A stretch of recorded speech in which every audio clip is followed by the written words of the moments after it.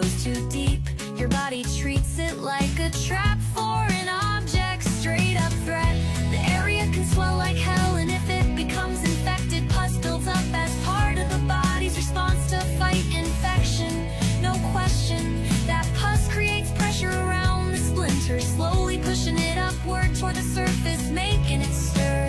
In some cases, your body